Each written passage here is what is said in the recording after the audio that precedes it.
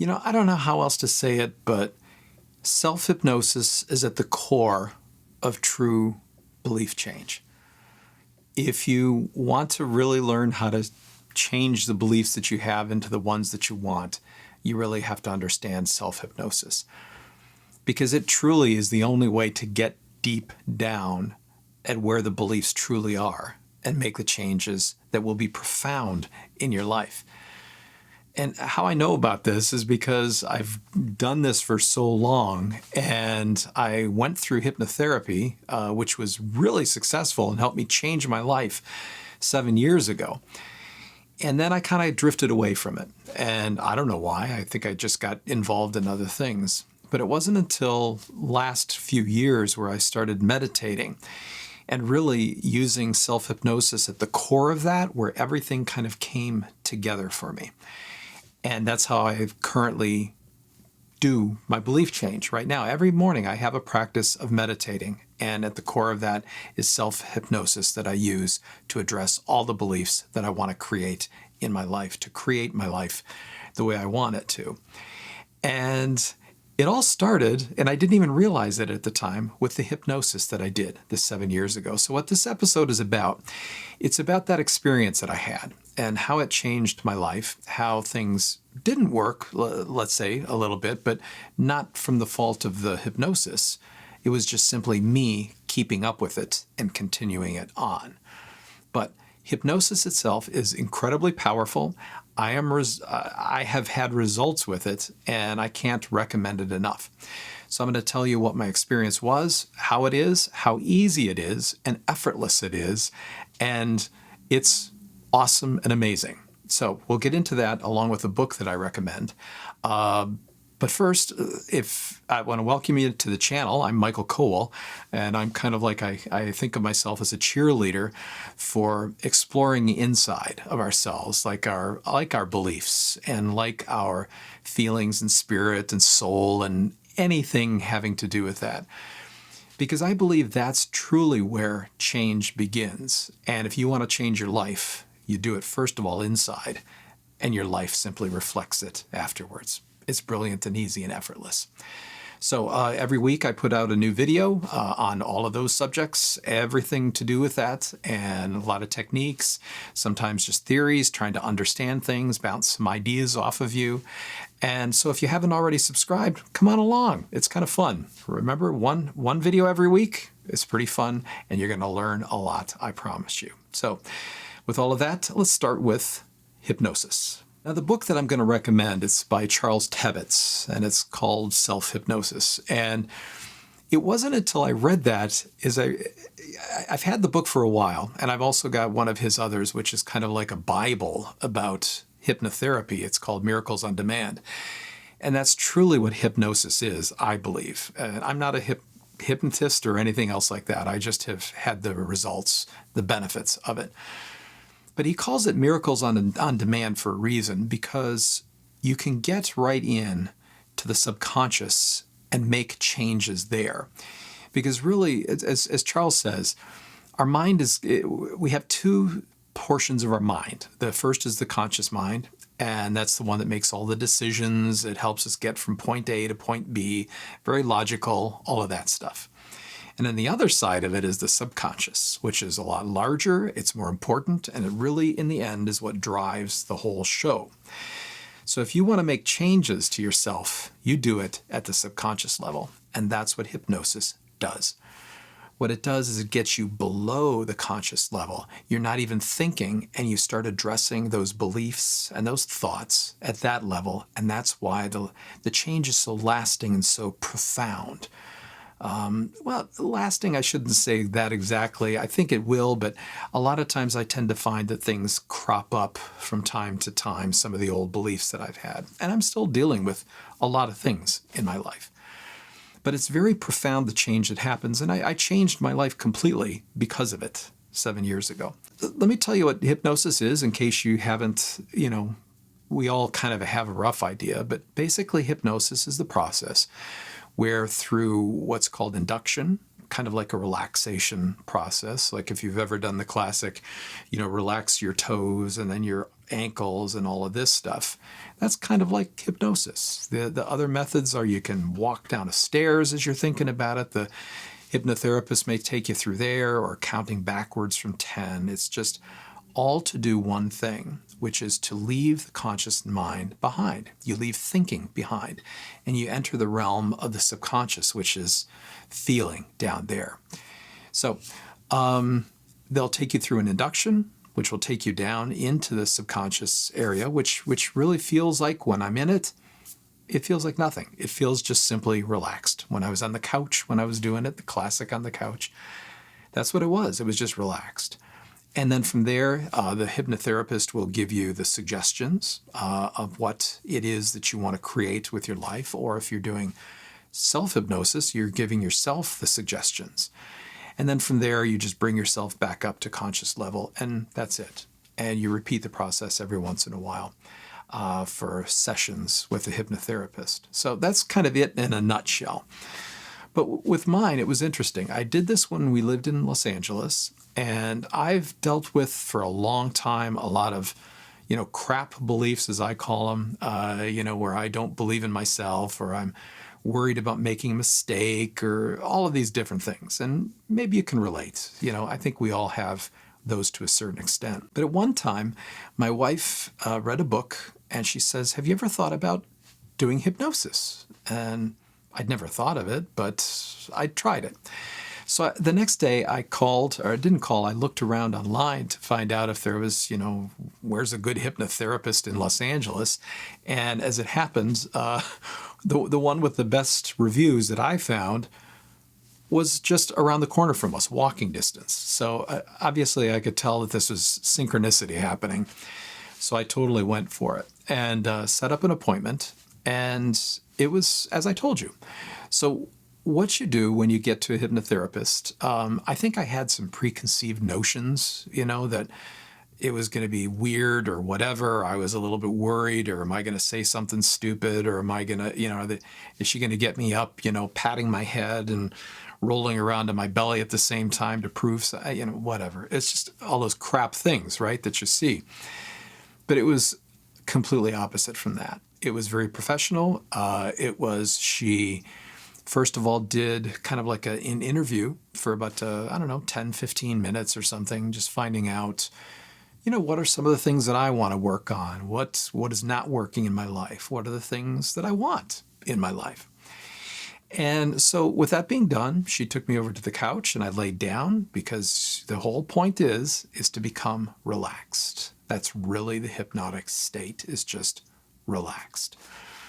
So got on the couch, she took me through the induction process, and I got down there, and it was funny because she says, okay, many people experience hypnosis differently, and some people get very deep, some people not so much.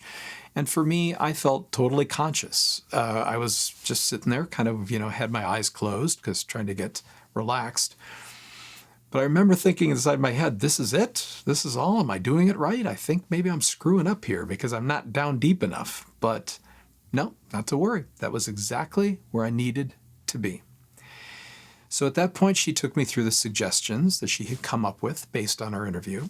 And we did that for, I don't know, however long it was. It wasn't that long, 10, 15 minutes. And then she brought me back up through a simple counting process, 1 to 5. And that was it. And I remember being kind of pretty underwhelmed at that point, because I'm going, okay, well, that was it. So, okay, that was fine. And so she gave me a copy of the recording, because she'd recorded it. And she says, tell you what, if, you really are serious about this, just listen to this every night for, I can't remember what she told me, a week or something, maybe 2. And she also gave me instructions for how to do self-hypnosis. And she said, in between our sessions, that's going to help you to deepen the things that you want, the changes that you want to make. And here's the key, right? Because again, what's happening, what she did in that session, and every time I listened to that session afterwards, and every time I did my own self-hypnosis, what did I do? Did the induction, right? I listened back through, took me back down into that hypnotic state, right? The state of hypnosis, which was just simply relaxed, which is just a fancy way of saying you no longer were thinking with your conscious mind. You were underneath that completely. Didn't even matter. And that's where you could rewrite everything. Because in the subconscious, and what I've heard from a lot of other people, including Dr. Joe Dispenza, who I've mentioned before, the subconscious is what holds kind of like the operating system for our mind. It's basically where we have all of our beliefs, where we have our feelings, where we have our fears. That's not up in the conscious mind. It's all in the subconscious mind. It's as if those fears that we have and the beliefs, like I say, a belief is a thought stuck on repeat. It's a habit. It's like computer programming. It just keeps running and running and producing the same effect in your life. So by each of those times listening to the recording again, by doing self-hypnosis, I was simply dropping down into that subconscious level and working on those beliefs to replace them, to get rid of those limiting beliefs, to do the ones that I wanted. And let me tell you how it ended up working in the end. What I was working on specifically, mostly it was just to get rid of some of those, garbage beliefs that I've got. But also I had one dream, and I really wanted to quit my job and write full time. I love telling stories. I just love telling stories. And all I did through this whole time was I think I did 3 sessions with her. And each time we did the same kind of thing within there. She would interview me each time. So how are things going now at this point? And then I would continue to listen to those sessions, and I would work on the self-hypnosis. Now, here's what was interesting. With the self-hypnosis, that's where things were kind of fun for me. Because I lived in LA at the time, my wife and I was lucky enough where I could commute to work by taking the subway. So every morning, 5 days a week, I had a 20 to 25 minute subway ride. So all I did was I did my self-hypnosis there. I would sit in the seat. I would do this induction to take me down into just a relaxed state. And all I would do would be to focus on those beliefs. And it's similar to what I said last week in the how to change a belief, right? The classic approach. It's the same thing within hypnosis. All you're doing is you choose the belief, you focus on it, you feel that as if it's already happened to you, and you repeat the process. But the difference here, instead of doing it at a conscious level, you're doing it with your subconscious. So every morning when I would do that, I would just sit in the seat. People would think I was maybe sleeping or something like that. But I was literally going in there going, I believe in myself, and believing that thought. I was sitting there going like, okay, oh yeah, I can quit my job and start writing full time. And I would live that. I would live that for 20 minutes or so every morning. I would sit there and feel what it would feel like to be able to just leave work. I would be able to feel what it would feel like to get up in the morning and write, or to learn more and do all of those things. And that's what I kept replaying. I would do that. I would do it about money, because I always want more money, and I always want a nice house and all those dreams, right? The things that all of us want. And that's what I did. That's what I worked on. That's what I felt every morning as I did my commute. And at least those I could very much feel. And it felt damn good, let me tell you. So the surprising thing out of all of this is 6 months to the day from when I did my first hypnotherapy session, 6 months to the day, my wife and I had our car packed up. The movers had already picked up our furniture and everything else like that, and we had left LA. 6 months to the day. I had completely changed my life. I had decided to quit my job. It was a great job. I was working with great people, but there was a lot of stress involved. But also, I just wanted to do what I wanted to do. So through hypnotherapy and self-hypnosis, I ended up choosing my dream. I ended up changing my life. And with the help and support of my wife, we both did it. And it's been amazing. And it was all because of hypnosis and the self-hypnosis. But what it really was learning how to change a belief at the subconscious level, because that's where the most powerful way to do it is. Now, in next week's episode, we're going to get into that, and I'm going to be talking about my current practice for how I do this, because I have a meditation practice. Every morning, I do meditation for about an hour and 15 minutes. But within that, what I'm really doing is I'm running kind of like at its core, self-hypnosis, working on all of the beliefs that I have now that I want to change, or the things that I want to change in my life, the life that I want to create. I'm working on all of those inside things through meditation every morning with self-hypnosis. So we're going to get into that next week. But before we go here, I wanted to let you know about the book that I've got here. Now, this is an older book. It's by Charles Tebbetts. As I think I mentioned before, it's called Self-Hypnosis. And it also has "and other mind-expanding techniques." Now, the book itself, especially in the beginning, is great. It really gets into subconscious and the conscious mind. So he really gets into the basics of all of those, and it's really valuable. Then the next section that's really valuable is he takes you through a number of different induction techniques so that you can take yourself down into self-hypnosis to get below conscious level. And he also takes you into how to create a suggestion. Now, the book in places for me is a little dated. And when he gets into how to structure a suggestion, your auto-suggestion of what you want to create, what you want to work on, he takes a long way to do this. I tend to work very much with feeling as I'm doing my self-hypnosis. And again, because you're working at the feeling level down in the subconscious, so that's what the subconscious understands. So to be able to feel it and feel it intensely, the thing that you want to create.